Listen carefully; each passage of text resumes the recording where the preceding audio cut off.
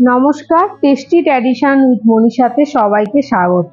অনেক সময় হয় না, আমাদের রান্না করার ইচ্ছাটাই থাকে না, অথচ ভীষণই অন্যরকম বা বলতে পারি মন ভালো রাখা খাবার খেতে ইচ্ছে হয়। তখনই আপনি এটা বাড়িতে ট্রাই করতে পারেন, কারণ এটা করতে সময়ই লাগে না। তো চলুন শুরু করি ভাপা জলপান।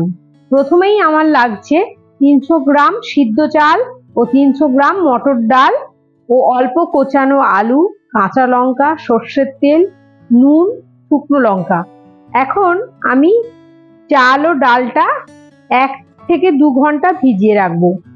এখন এই চাল ও ডালটা কুকারে দিয়ে জল এমন দেব তাতে চাল ও ডালটা জাস্ট ভেসে থাকে।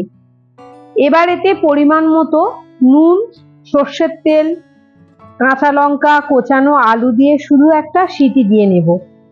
আর এই সিটি দেওয়ার পর পুরো ভেপারটা বসতে দেব। অন্যদিকে একটা পাত্রে বেশ অনেকটা সর্ষের তেল দিয়ে এতে শুকনো লঙ্কা ভাজা করে নেব।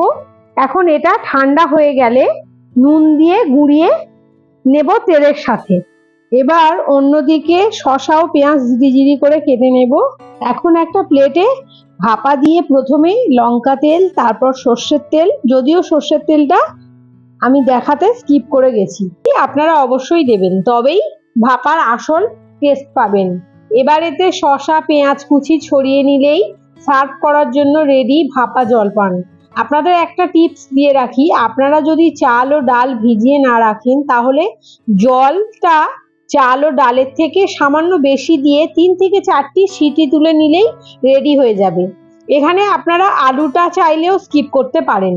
ভালো লাগলে ভিডিওটি লাইক করবেন, এরকম আরো ভিডিও পেতে চ্যানেলটি সাবস্ক্রাইব করবেন। রেসিপিটা আপনারা অবশ্যই ট্রাই করবেন, কেমন লাগলো কমেন্ট করে জানাবেন।